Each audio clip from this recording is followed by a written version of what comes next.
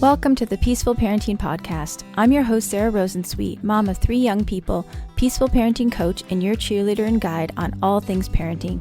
Each week, we'll cover the tools, strategies, and support you need to end the yelling and power struggles and encourage your kids to listen and cooperate so that you can enjoy your family time. I'm happy to say we have a great relationship with our 3 kids. The teen years have been easy and joyful, not because we're special unicorns, but because my kids were raised with peaceful parenting. I've also helped so many parents just like you stop struggling and enjoy their kids again. I'm excited to be here with you today and bring you the insight and information you need to make your parenting journey a little more peaceful. Let's dive into this week's conversation. Hey everyone, welcome back to another episode of the Peaceful Parenting Podcast. Today I have a special guest who's joined me, Corey, who works with me, who's one of the coaches here at Sarah Rosensweet Peaceful Parenting. Corey and I did an episode a couple weeks ago about bedtime and the best bedtime practices. And you all loved it so much. And a bunch of you reached out and said, can you please do an episode about best after school practices? Because we know along with the morning routine, which we did that with Stony, and then the bedtime routine, Corey and I did that episode. And the third trouble spot for parents is the after school time. So we've got a little trio here of episodes about the hardest times in Parents' Day. So Corey, welcome back to the podcast. I am so happy to be back today. Can you introduce yourself? So I'm Corey Everett, and I am one of Sarah's Peaceful Parenting coaches. And you also might know me because I'm one of the admins on our free Facebook group. And I help Sarah with everything behind the scenes as well. I couldn't do this without you, Corey. All right, so we've put together what we think of sort of the best practices for having a smooth after school routine. And if you are driving or folding laundry and you don't want to take notes, we put together a cheat sheet for you, which you can download if you go to sararosensweet.com/afterschool. So that's sararosensweet.com/afterschool. If you want a cheat sheet with all of these best practices laid out for you, you can print it out so you remember. Okay, so let's dive in, Corey. You are in the thick of the after school period. And my after school routine just consists of greeting my daughter and then she goes and does her homework. So, but I do remember how hard the after school could be, especially because we're kind of tired and the kids have had a big day at school, and they often have what we call a full emotional backpack in peaceful parenting, where all of the tensions and stresses and big feelings from the day have built up and they haven't been able to offload them. So often when we get our kids after school, they're at their worst in a lot of ways. They're messy, big feelings, tired. They don't have any more willpower to kind of keep it all together. Not only is their backpack full, but they've worked pretty hard at kind of keeping it all together at school. So what's the first thing that you think about, before you even get your kids at school? So the first thing is definitely mindset. I've talked to so many friends about this recently. Is you're actually feeling excited because you miss your kids and you're excited to see them again at the end of the day. And then you see them and the first thing they do is frown and start yelling or throw their backpack on the ground. Have you seen that video? My daughter just sent this to me of the little boy who gets off the bus and says, "Hi, Mommy, that sandwich you packed me was terrible."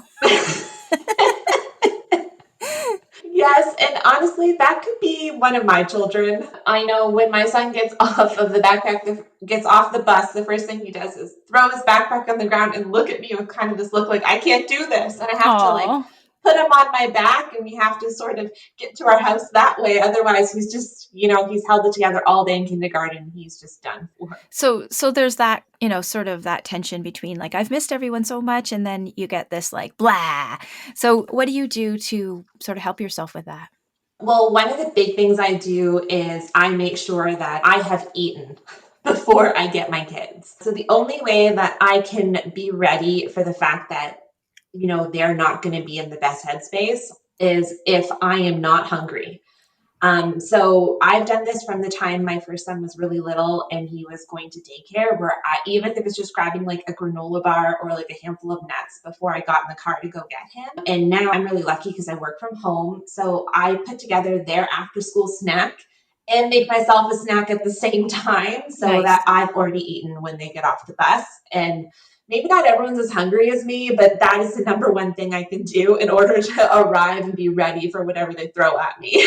Nice. I've also had some clients that I've suggested during that transition, maybe get to school 5 minutes early, whether you're picking them up at aftercare or at the babysitters or at school, but try to get there 5 minutes early and give yourself time to do like a guided meditation or just sit and breathe or look out the window or read a magazine for 5 minutes, but give yourself a little bit of a buffer so you're not rushing from work straight to the intensity of these kids with full backpacks and, low self-control diving at you. So I think that's one thing that also can help with the mindset. And I know you also have mentioned to me that you just kind of mentally prepare yourself for this is going to be hard. And you do that at bedtime too, right? Yeah, I think if you think that they're gonna like come off the bus, and sometimes they might, or wherever you pick them up, they might start by like the big smile and the run to you, and then it's a glorious moment for like a second. And then they're Yeah. like, oh, I'm with you. And they let it all out. So you just have to prepare yourself that like I'm gonna get a better version of my child, even an hour from now. Yeah, it was just you just made me think about my middle son when he was little and he would get off the bus. He was one of those kids that was just so excited to be, done school for the day, but he would shout mama and he would run to me and one time somebody who was, near us at the bus stop said, "Have you been away? Like has he not seen you for a while?" I'm like, "No, this morning." He was just so excited every day to see me when he got off the bus. That makes me feel nostalgic. Yeah. Okay, so one thing that comes up a lot in our groups and in our community is, we just talked about the full backpack. And so one of our best practices that we talk about is doing some rough housing and laughter after school to get your kids, to help them shed some of those tensions and stresses from their bodies so that the rest of your, day and evening is easier. And I've had some parents say, "Sarah, I can't even get to the car before we have the meltdown." So I know you and I in our community have brainstormed a lot about, well, what do you do when your kid like walks out and you can't even get in the car? And I love one thing that one of our members said the other day was, what about trying, well, first of all, we always say if you have access to the playground, if you can go and, run around and get some laughter going on the school playground and before you even have to get to the car or your walk home or whatever. And someone said, "Oh, we can't use the playground." And remember one of our members said, "Why don't you try like just running, run as fast as you can to that tree or I'll race you to the tree." So even just doing something on the street if you can to just get that laughter going or do some, something that's rough housing, the one that I've told you about before that you actually mentioned to me in our preparation for this was what my dad used to do with the hold you like a baby. He would hold us like a baby and then he would say, "I would never drop you. No, no, my sweet baby. I would never ever drop you." And then he would do like a fake drop or you would fall like a foot. And my sister and I would just laugh and laugh and laugh. We just thought that was so much fun. So that's something you could do, something like that. You could do standing next to the kindergarten gate, right? To just sort of get some laughter going. Absolutely. That was one of, I think, the best roughhousing suggestions you've ever given me. We've been doing that. I think I just learned that when we did our last podcast together, and we've been doing that ever since. You can do it anywhere. And nothing makes both my kids laugh as much as that. The big thing, too, is that I love about that is it also fulfills that need of that nurturing because you're calling them your baby. Sweet, yeah, pretend they're a baby, my sweet baby. Okay, so whether the rough housing and backpack emptying happens like at the kindergarten gate or once you get home, that is definitely, I think, one of the most important parts of the after school routine, partly because it empties the backpack, like we were talking about, but also there's the rebuilding of connection. I heard someone once call it recollecting your kid. So kids experience separation from us as a rupture, even if it's just from 9 o'clock in the morning till 5 o'clock in the afternoon. So the rough housing is really dual purpose, right? It like we build that connection again, and then also they can empty their backpacks. Okay, so let's go back to the walk home or the getting in the car. I know you shared something that you do that I think is a really great best practice.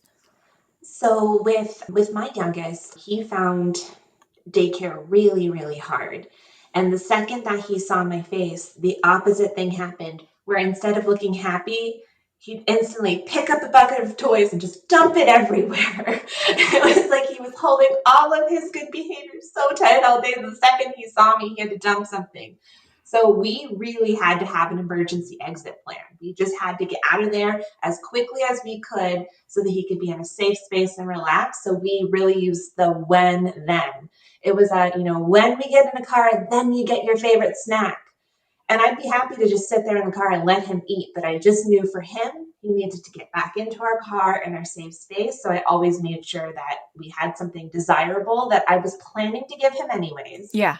but that we could focus on. So he had that in his mind to just beeline it back to the car and get into a space where he could relax. Yeah, something to work towards. So that could be a snack, or it could be, we'll put your favorite song on in the car, or your favorite stuffed animal is waiting for you. But just something to like help that transition, because we know transitions are really difficult. So like a when we get in the car, then we'll do this fun thing or whatever. So I think that's great too. And I just want to reiterate that the snack is not only good for incentive, but a lot of kids don't eat very much at school, especially little kids. They're just too busy. I mean, over the years, I've just learned that you can't really expect that they're going to be able to focus too much on their lunch, especially at my kids' school. They had recess after lunch. So everyone would like rush to finish their lunch as quickly as possible, or not, as the case may be, so they could get outside and play. So kids are often really hungry when they're coming home too, right? So having that snack ready, whether it's at home or in the car or on the walk, is a really other important best practice. So while we're on the topic of food, I'm curious as to your thoughts, because one thing that comes up a lot for clients is kids who are not hungry at dinner because either they've gotten a really good snack at aftercare, or they've been so hungry when they came home that they ate a lot right after school. So how do you deal with that with your kids? So, the way that we deal with this is we've had to kind of adjust our schedule to think of the after school snack as being their dinner. Now, I don't actually serve dinner food then because I'm not ready for my dinner yet. But I just make sure it's such a good snack that if that's the only thing they eat before they go to bed, they're good to go. So just a really, really like, so we do often like a big bowl of yogurt, granola, and fruit. We do peanut butter toast with fruit, nuts and crackers in a smoothie. And if I don't have time to get something together or we're doing something in the car, I have something, everything has nuts in it, actually, I realized, because we're not allowed to have those at school. So we save those for our after school snack. So we'll have like a really intense granola bar with applesauce. I'm not sure if you've ever heard of the sea snacks. It's like Uh-uh. seaweed. They're my kids. My kids love them. They're like little dried roasted seaweed with like little sandwich crackers. Oh, cute. So yeah, we just make sure that we have something that is really filling, and if that's all they eat, I know they're going to be okay going to bed. I've actually suggested to clients too that, if you could save some dinner from the night before, like if your kids are not going to eat it, they don't eat much of dinner, you can even save some of that and give it to them. Because, a lot of parents aren't prepared for dinner at 5 o'clock or whatever, but give them some of the dinner from the night before after school, and then they can have the snack at dinner time when everyone else is having the dinner. Absolutely. Just like whatever, it's okay to turn it all on its end. You don't Yeah. have to do it in a perfect order. And because of the division of responsibility, it's really the idea, right, of you just have one thing available to them at least that they can eat at dinner. And I feel like this approach has also just taken so much pressure off of me because I Hmm. do have a child who finds eating really hard. So I know they've had this really filling snack that even if they just eat a bun with butter or just eat rice at dinner, it's not an Yeah. emergency. They're Yeah, not for going to be sure. waking me up in the middle of the night starving. Yeah, and also I think, I mean, this is getting into what we talked about bedtime, but having a bedtime snack if their schedule is all mixed up, right? Because another thing I find too is some kids who go to daycare that where the food is prepared on site, and they will often eat a lot during the day, especially with that peer pressure of everyone. I will never forget my kids when they were at Montessori preschool would eat salad because all the other kids were eating salad. They never would eat salad at home, but they would eat it at school. But sometimes they just eat a lot during the day and they're just not very hungry by the time they come home. So we've got the sort of the opposite problem, right? Of like starving when they come out, or just, meh, I've already eaten a lot at daycare. Yeah, and I think what we're basically saying is you just have to be a lot more flexible. That Yes. it doesn't have to just be this like you eat dinner and that's it and end a discussion. It's just you have to be flexible about tuning into when they are or are not hungry and be willing to adapt your schedule and not get too worried about it. I love that. And I think also a lot of parents put a lot of pressure on themselves for the quote family dinner, because there's all this research about that shows that, kids who have a family dinner do better than kids who don't have family dinner. And I mean, I'm not like 100% familiar with what they looked at with that research, but what I think is that it's just important to have time together as a family every day.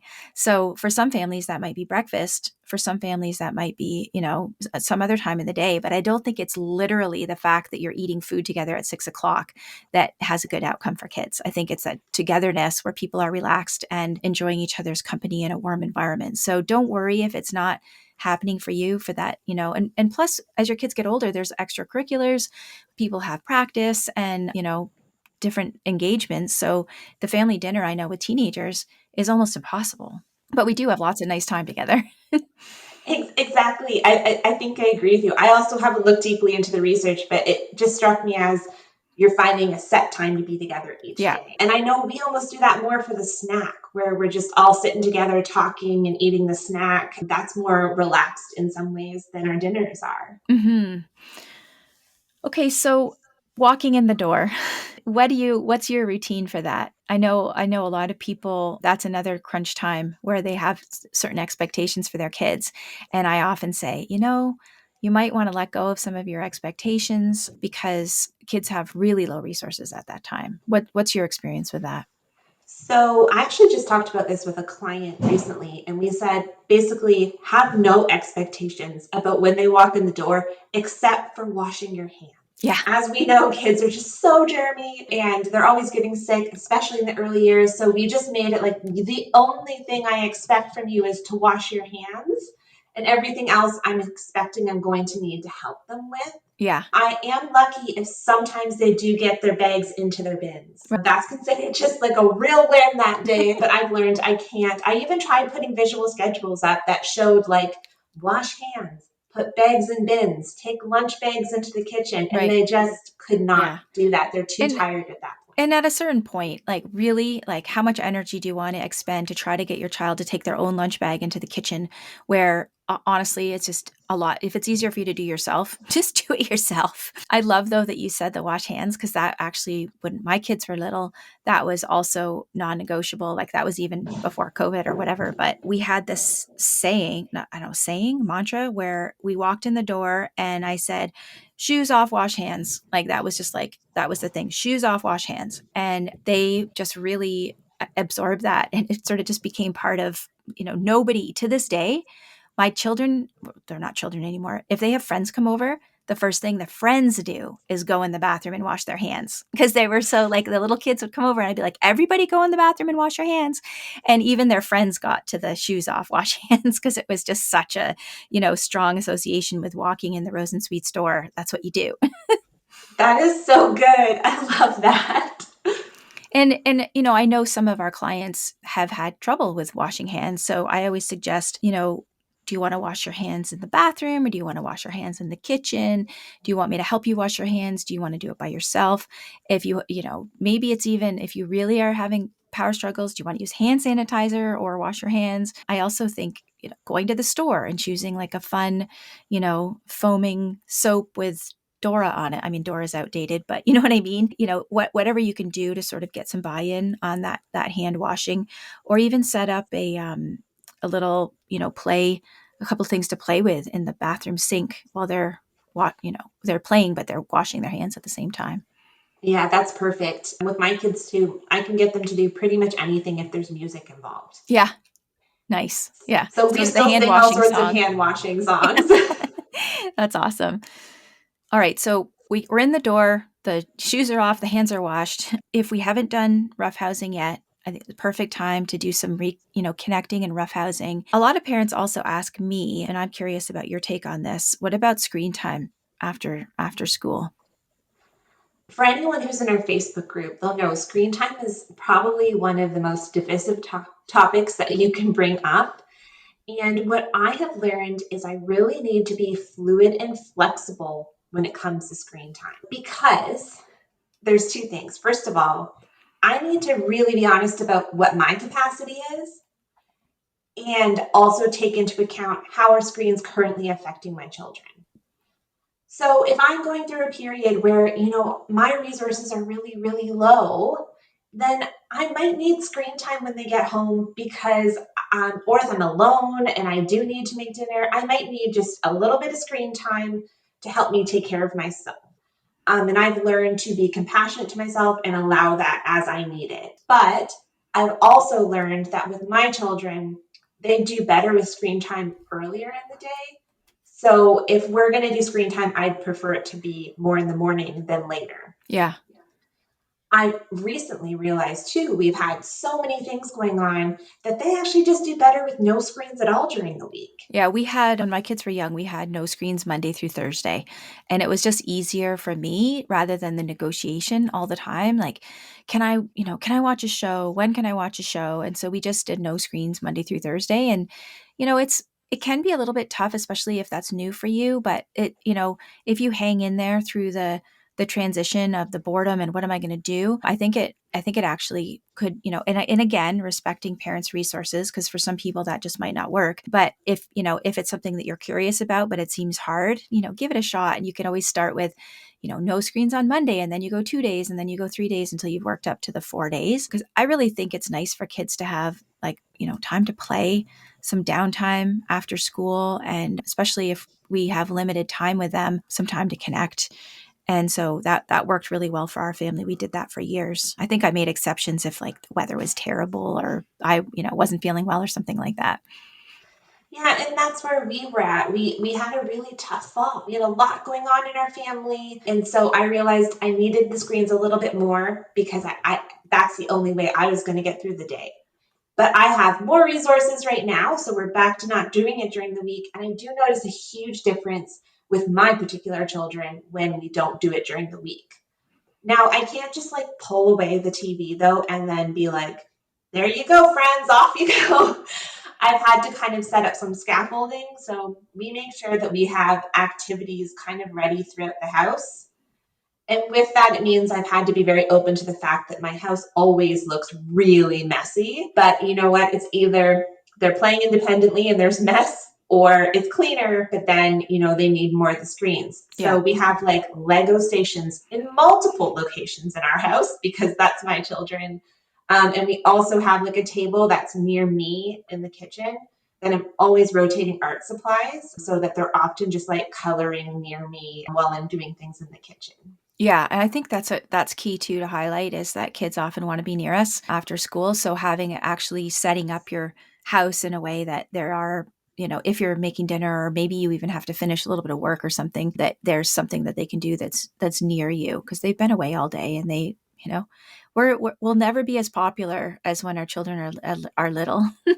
It's true. They do really want to be near us. And we for a long time I think we tried to move them away from us at the end of the day because we were like, you make so much mess and maybe you need some quiet time, but more than that, they want to just like color and talk to me. And that's their Hmm. time to tell me about everything. So I realized we're going to be set up for much more success if they have access to me, but with something to focus on. Yeah, and speaking of that, something to focus on, if you aren't doing screens, but you want to sort of some level of entertainment, podcasts or audiobooks. So maybe you are in the kitchen getting dinner on and you put on a kid's podcast or audiobook and they can color or whatever and you still do get a little bit of a break with an audiobook or a podcast, but it's not quite it's different than screen time.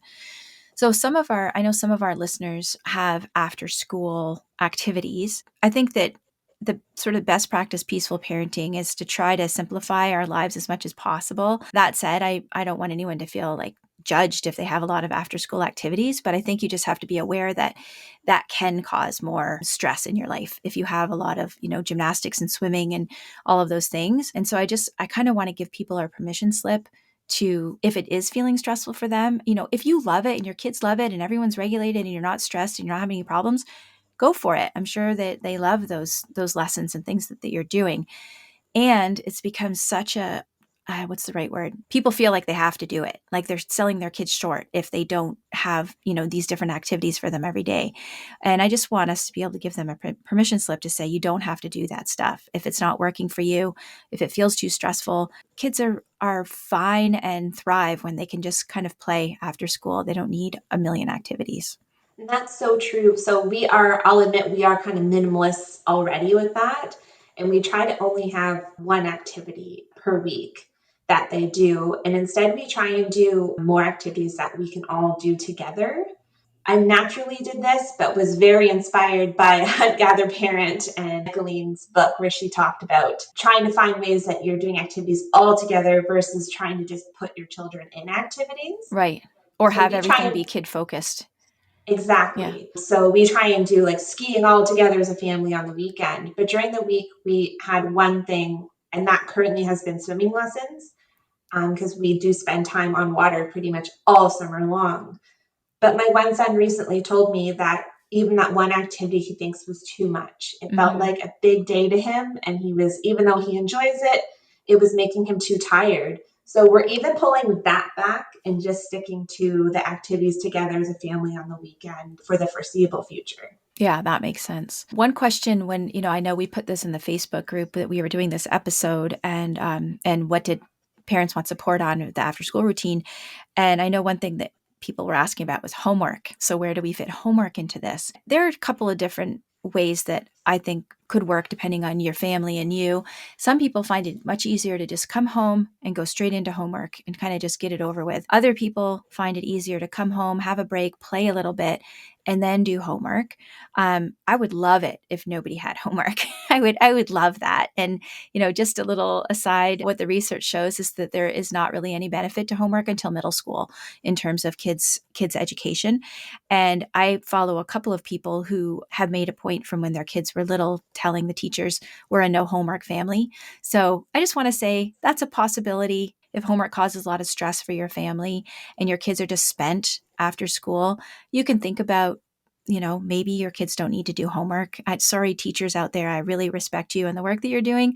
Well, actually, I have to say, I know a lot of teachers who also think there shouldn't be homework too. So consider if you want to do homework as we're talking about when the homework should be done. Before we even get to when the homework should be done, is if we want to do homework. And when my kids were little, I already had taken a page out of the Self Driven Child book, which is what they talk about in that book. Wonderful book, everyone, by the way. We'll link to it in the show notes. The I Love You Too Much to Fight About Homework. I kind of had that intuitively. And my kids, if they said, I don't want to do my homework, I would just say, well, what do you think your teacher would say if you don't do your homework?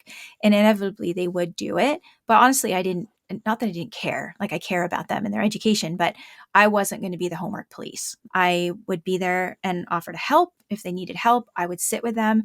If they needed someone to sit with them, which by the way, a lot of kids do need someone to sit with them while they're doing their homework, just not to do it for them, but just to be that moral support while they're doing it.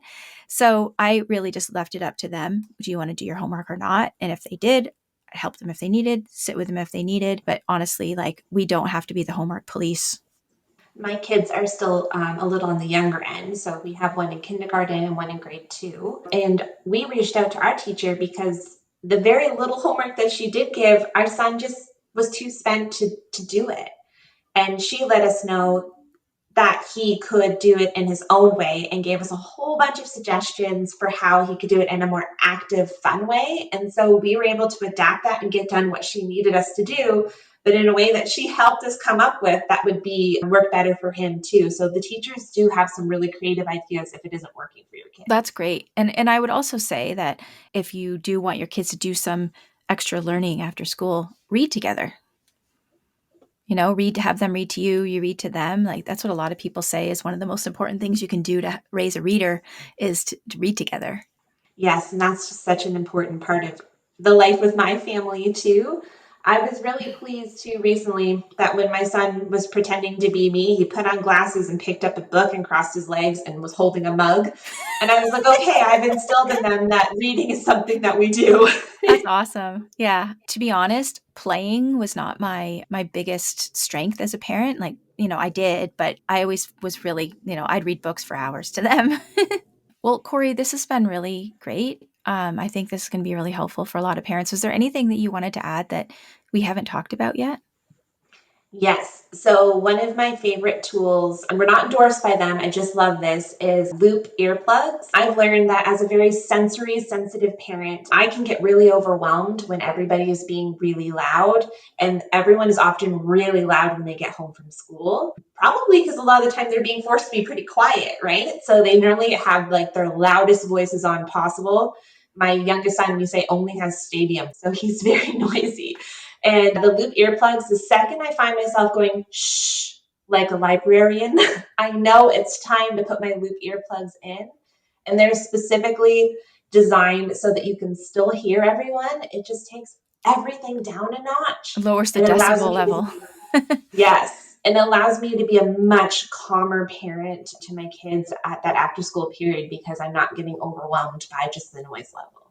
Nice. One thing that just occurred to me that I found really helpful too was having outside time after school, if possible. So, depending on, I mean, honestly, there's no such thing as bad weather, just bad clothing, right? Sometimes I would just send the kids outside and say, you can come back in an hour. and I actually have some pictures of my boys like sitting on the steps talking to each other on our back steps because they had to stay outside.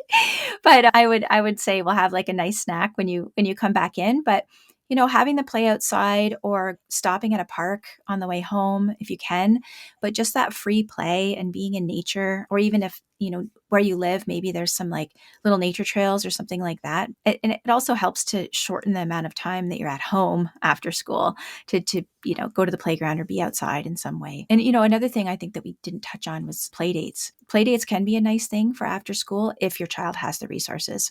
And for some people, their kid has got tons of energy after school, and a play date might be a really fun thing to meet up at the park or have a friend over. And I think also you need to really be able to say no and not feel guilty about it if you just know that your child is done at the end of the day. Because then, if they do have a friend over and they are done, it's going to make the rest of your day so much harder. That's true. I would say we've had the most success after school when we were in a system of picking up my youngest son from daycare, and there was a park right beside there, and both my children would play outside, often with the other kids that are getting picked up from daycare too, for an hour. So by the time we got home, like our after school period was Yeah. much shorter, Yeah. and everybody had exercised so hard that Yeah. everyone just was kind of that good tired calm, not Hmm. that like emotionally dysregulated state. So where we are, it's pretty wintry, and that can be a little bit harder. But often my kids come off the bus fully dressed for winter still. So we try and just stay out front for a little while, climbing on the snowbanks, talking to the other kids as they get off the bus as well. And that does really help. So if you are just mentally prepared that, like, I am not going back into my house for at least half an hour, that can be really helpful. Yeah, for sure. And again, that's going to be backpack emptying too, to do that, the play and being outside. And I just want to end by saying, give yourself, for everyone listening, give yourself lots of compassion. That that saying of the days are long but the years are short is completely true, and you're in the long days section and I'm in the short years section right now, and it is hard, especially for a lot of our listeners and people in our community have kids that are what we call more or extra kids, where they're not as easy as the kids that might be down the street from you or your sister's kids or whatever. So just give yourself so much compassion, and it's okay if it's hard. You're not alone. Thanks, Corey. Thank you. And again, if anyone wants a copy of all the highlights of the things we talked about today, you can go to sararosensweet.com/after school and get a cheat sheet with all of our after school best practices. Okay, see you next time. Thanks for listening to this week's episode. I hope you found this conversation insightful and exactly what you needed in this moment. Be sure to subscribe to the show on your favorite podcast platform and leave us a rating and review on Apple Podcasts. Remember that I'm rooting for you. I see you out there showing up for your kids and doing the best you can. Sending hugs over the airwaves today. Hang in there. You've got this.